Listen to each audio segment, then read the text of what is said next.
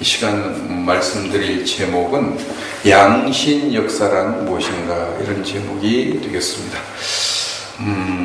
요한일서 4장 1절 말씀 보니까 사랑하는 자들아 영을 다 믿지 말고 오직 영들이 하나님께 속하였나 분별하라. 많은 거짓 선지자가 세상에 나왔습니다. 이렇게 말씀하고 있습니다. 며칠 전에 어떤 성도님이 저에게 전화를 걸어왔습니다. 그 성도님은 양신 역사에 관해서 좀 설명해 달라고 부탁을 했습니다. 양신 역사라고 하는 것은 신자에게 성령과 악령이 두 신이 함께 역사하는 것을 뜻하는 말입니다. 저는 이제 그동안 치유사역을 하면서 내담자들 가운데 양신이 역사하는 그런 내담자들을 본 적이 있습니다. 성령도 역사하고 악령도 역사하는 그런 경우를 많이 봤습니다. 그러나 양신 역사에 관해서 구체적으로 연구한 적은 없었습니다. 양신 역사에 관한 책을 읽어본 적도 없었습니다. 그래서 이런 질문을 받은 김에 양신 역사에 관해서 한번 연구해 봐야겠다, 이런 생각을 하게 되었고, 또 이것을 이제 나름대로 하나님이 깨닫게 해주신 것을 정리해서 오늘 여러분들에게 증언을 하게 된 것입니다. 먼저 생각할 것은 예수 믿은 중생한 성도가 양신 역사에 시달릴 수가 있느냐, 이 말은 다시 말해서 중생한 신자가 악령에게 시달릴 수가 있느냐 하는 사실을 생각해야 될 것입니다. 악한 영이 성도의 외부에서 역사하는 것은 누구나 다 인정을 할 것입니다. 예수님에게조차도 사탄이 와가지고 역사를 했는데 악한 그 영들이 우리에게 어찌 외부에서 공격을 하지 않겠습니까? 그러므로 악한 영은 우리 외부에서는 얼마든지 역사한다. 이건 누구나 다 인정하는 할 것입니다. 진실로 예수님 믿는 사람이라면, 또 악령이 있다는 사실을 아는 사람이라면 반드시 악한 영은 우리 외부에서 역사한다. 이것을 인정할 것입니다. 문제는 이 악한 영, 사탄과 그의 졸개들인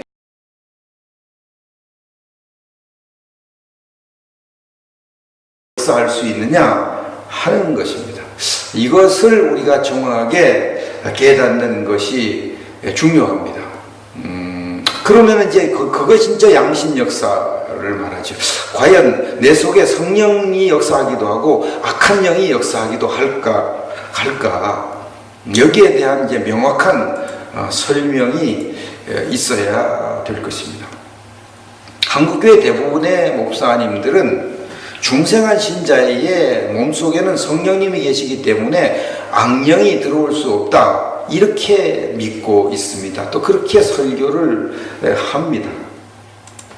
어떤 목사님이 주장한 것을 보면은 성도의 몸 안에 성령님이 계셔서 악령이 존재할 수 없다, 이렇게 단정적으로 이야기를 하고 있습니다. 그리고 또 우리 육신 속에 귀신이 들어와 있을 수 있다는 것은 아주 위험한 발상이라고까지 얘기를 했습니다. 성경을 보면은 여기에 대한 명확한 가르침이 없는 거죠. 중생한 신자의 몸속에 악한 영이, 귀신이 들어올 수 있다, 없다, 여기에 대한 정확한, 아주 명확한 가르침이 있으면은 있다 없다를 정확히 할 수 있는데, 이것이 이제 없으니까 논란이 일어나게 되는 것이죠. 성경에 보면 중생한 신자에게 악한 영이 들어올 수도 있는 것 같이 보여지고 또 없는 것 같이 보여지고 이런 거라고 할 수 있어요. 왜냐하면 이제 악한 영이 역사한 사람, 악한 영이 들린 사람, 악한 영, 귀신이 그 몸속에 들어서 그 사람을 괴롭힌 그런 사람들이 성경에 나오는데, 그 사람이 진짜 신자인지 가짜 신자인지 이게 모호하다는 것입니다. 사울 왕을 이제 예로 들면은 사무엘상 16절 14절을 보면 여호와 영이 사울에게서 떠나고 여호와께서 부리시는 악령이 그를 변덕케 한지라. 그 사울에게 성령이 있었는데 성령이 떠난 후에 악한 영이 그에게 들어와서 사울을 번덕케 하니까 막 미치광이 짓을 했다고 하는 것입니다. 그럼 사울에게는 성령이 있다가 악한 영이 들어갔으니까 진짜 신자인 거 같이 여겼잖아요.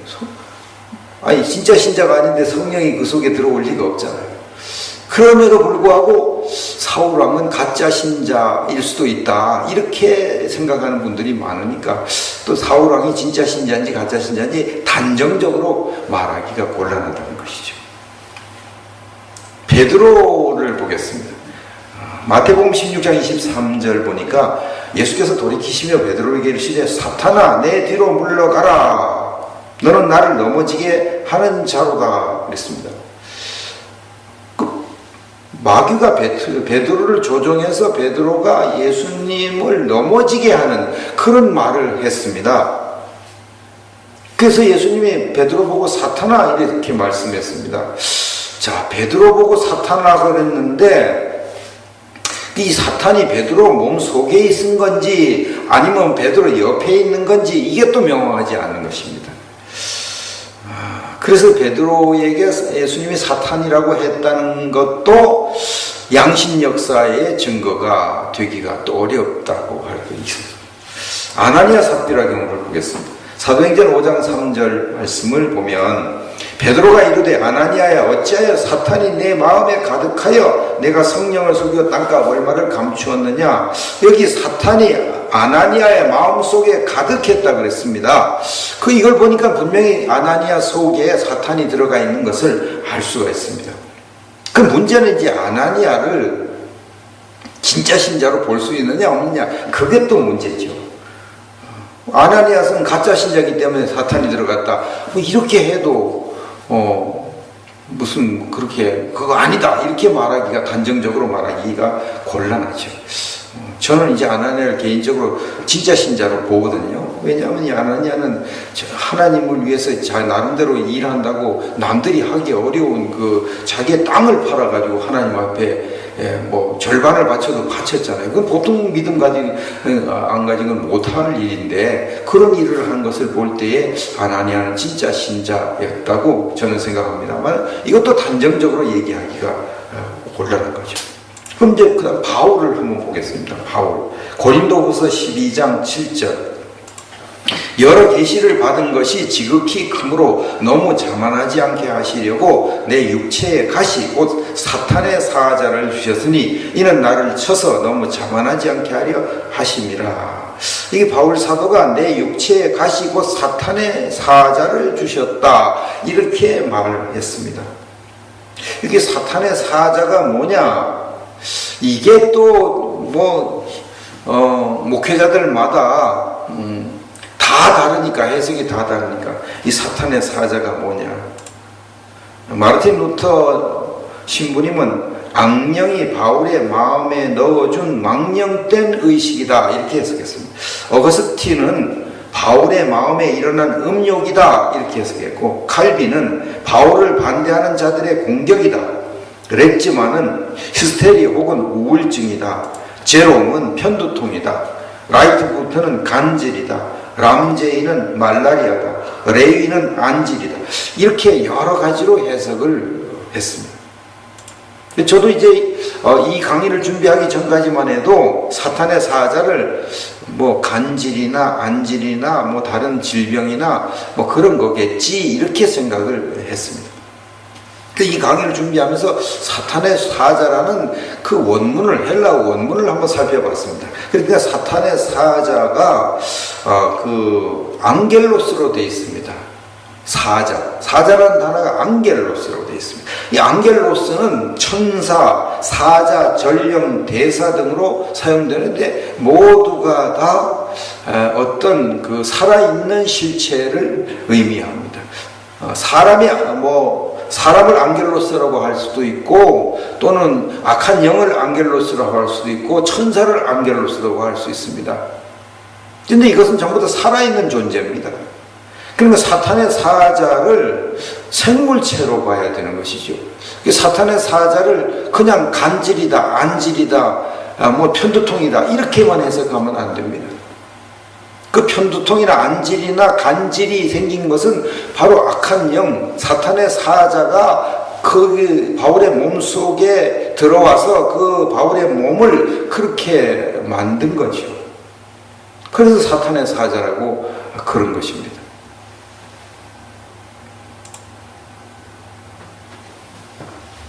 그래서 이 악한 영은, 사탄의 사자는 하나님의 허락에 의해서 바울의 몸속에 들어왔지만 어떻든 바울의 몸속에 들어온 것만은 사실이죠.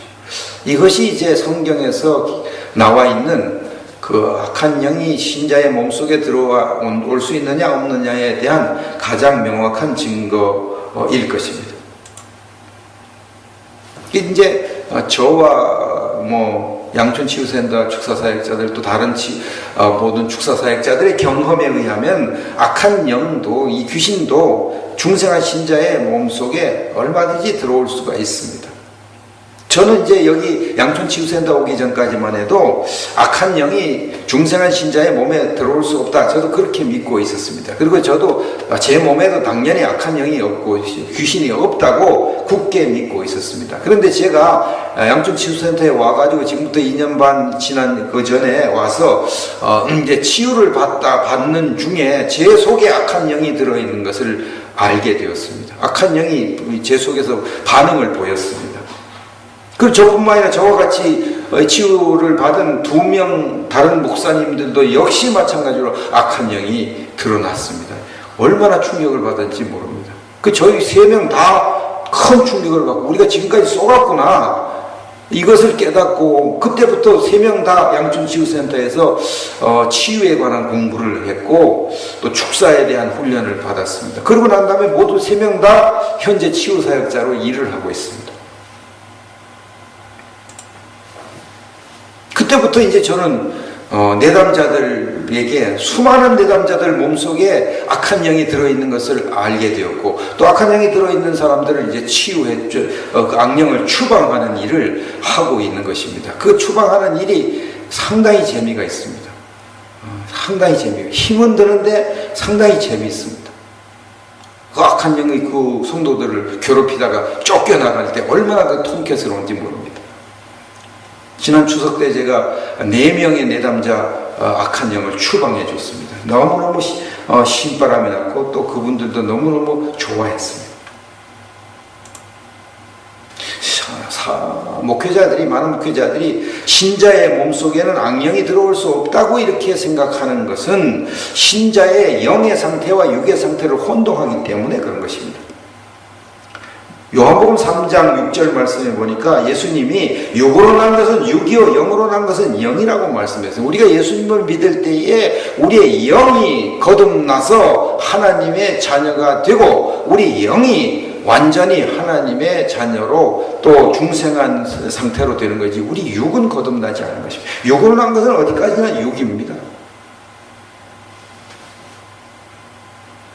그래서 히브리서 10장 14절에도 그가 거룩하게 된 자들을 한 번의 제사로 영원히 온전하게 하셨다. 거룩하게 된 자들을 영원히 온전하게 하셨다고 할 때에 우리의 영을 영원히 온전하게 하셨다는 거지, 우리 육을 영원히, 육까지, 영과 육을 모두 온전하게 한 것이 아닌 것을 알 수 있습니다. 우리 육이 온전하지 못하다는 것은 맨날 죄짓고 사는 것을 증명합니다. 요한일서 5장 18절에 하나님께로부터 난 자는 다 범죄하지 아니하는 줄을 우리가 아노라. 하나님께로부터 나신 자가 그를 지키심에 악한 자가 그를 만지지도 못하느니라. 여기 하나님께로부터 난 자가 뭐냐 이거예요. 이것이 하나님께로부터 거듭난 영혼을 말합니다. 우리 하나님께로부터 거듭난 영혼은 다 범죄하지 아니한다 그럴 때 이 아니하나니가 절대 부정부사입니다. 우리 거듭난 영혼은 절대로 죄를 짓지 않는다, 그런 뜻입니다. 그 이유가 뭡니까? 하나님께로부터 나신 자가 그 영혼을 지키기 때문에 악한 자가 그 영혼을 만지지도 못해서 그렇다는 것입니다. 미국에서 축사사역을 아주 잘 하시는 분이 찰스 크래프트 박사님인데, 플러신학교 교수님이죠. 이분은 수백 명의 귀신 들린 사람을 쫓아내는데, 그분이 귀신 들린 사람을 쫓아내면서 한 가지 실험을 한 것이 있습니다. 그 귀신들에게 물어봅니다. 예수의 이름으로 묻는다. 너 제일 억울한 게 뭐냐? 이렇게 물으면은 그 귀신이 얘기하기를 제일 억울한 것이 이 사람의 영혼 속에 못 들어가는 게 제일 억울하다는 것입니다. 그 사람의 영혼 속에 과거에는 들어가 있었는데 이 사람이 예수님을 영접함으로 말미암아 성령이 오신 다음부터 성령이 그 영혼을 지키고 있기 때문에 그 영혼 속에 못 들어가서 이 사람을 영혼을 파괴하지만 그것이 제일 억울하다고 얘기한다는 것입니다. 그럴 수밖에 없죠. 악한 자가 그 영혼을 만지지도 못하게 하신다고. 이거 못하느니라가 절대 부정부사거든요. 절대 악한 자는 우리 영혼을 만지지 못합니다. 그러나 악한 자가 우리 육신을 얼마든지 만질 수가 있는 것입니다. 우리 육신은 성령님이 완벽하게 보호 안 해주니까. 그래서 귀신은 우리 영혼 속에는 절대 못 들어오지만 우리 영혼을 어떻게 할 수가 없지만 우리 육신 속에는 얼마든지 들어올 수 있다 하는 사실을 알 수가 있는 것입니다. 바울 사도가 로마서 7장 23절 이하에서 말씀하신 것을 보겠습니다. 내 지체 속에서 한 다른 법이 내 마음의 법과 싸워 내 지체 속에 있는 죄의 법으로 나를 사로잡는 것을 보는도다. 이 바울 사도는 겉사람 속사람 이렇게 했습니다. 내 속사람은 하나님의 법을 즐거워하기 때문에 죄를 짓지 않는데 내 육체가 이 겉사람이 결국은 자꾸 죄를 짓는다고 말합니다. 내 육체 속에 있는 죄의 법으로 나를 사로잡아 온다고 말합니다. 그래서 이 사망의 몸에서 누가 나를 건져내 줄까? 이런 탄식을 하고 있는 것입니다. 이걸 볼 때에 귀신은 우리 중생한 신자의 몸 속에 들어와서 우리 몸을 이용해 가지고 온갖 죄를 짓게 만드는구나 하는 사실을 알 수가 있는 것입니다. 신약 성경이 단기간에 기록이 되어 있기 때문에 이런 그 축사에 관한 기록이 별로 많지 않죠. 그때는 환난 핍박을 당하는 그런 시대고, 환난 핍박을 당할 시대는 대부분 신앙생활 다 잘하는 분들이 신앙생활을 할 때니까, 신앙생활 잘 못하는 사람들에게 귀신이 들어가서 이렇게 고통을 주니까 신약 성경에는 이 축사에 관한 것이 별로 많지를 않습니다. 처음 예수 믿는 불신자들 축사한 그런 얘기들 주로 있는 것입니다. 그런데 수백 년 동안 기록이 됐다 하면 축사에 관한 기록이 많이 있었을 것입니다. 그럼 이제 두 번째로 생각할 것은 축사 사역자들의 말을, 축사 경험을 믿어도 될까? 성경에는 명확하게 중생한 신자의 몸속에도 악한 영이 들어가서 역사할 수 있다 하는 것이 아주 명확하게는 안 나와 있으니까 이제 바울 사도 속에 사탄의 사자가 들어갔다는 것, 이제 그 정도, 베드로 속에 이제 사탄이 역사했다는 그 정도죠. 그럼 이제 축사 사역자들 얘기를 들어보면은 저도 이제 그렇게 얘기하지 않습니까? 분명히 예수 믿는 성도 몸속에 악한 영이, 귀신이 들어있다는 겁니다. 그래서 그 귀신을 쫓아내는 것입니다. 근데 이걸 믿을 수가 있느냐? 이렇게 이제 주장하는 것이죠. 많은 그 중생한 신자의 몸속에는 귀신이 못 들어온다고 주장하는 목사님들은 뭐라고 주장하냐면 성경에 기록된 것만 믿는다, 이렇게 주장을 합니다. 성경에 기록된 것만 믿는다. 성경에 중생한 신자의 몸속에 귀신이 들어올 수 있다 없다 명확히 기록이 안 돼 있으니까 성경에는 그런 게 없으니까 중생한 신자의 몸속에는 귀신이 들어올 수가 없다, 이렇게 이제 주장합니다. 자, 성경에 기록된 것만 믿는다. 아주 지혜로운 것 같지요. 아주 지혜로운 말 같지요. 아주 믿음이 좋은 말 같지요. 사실 따지고 보면 그 말처럼 어리석은 말이 없습니다. 아주 어리석은 말, 아주 어리석은 말이 성경에 기록된 것만 믿는다. 성경에 기록된 것만. 아주 어리석은 말입니다. 그 왜 그렇습니까? 제가 예를 들까요? 성경에는 사람의 뱃속에 관한 기록이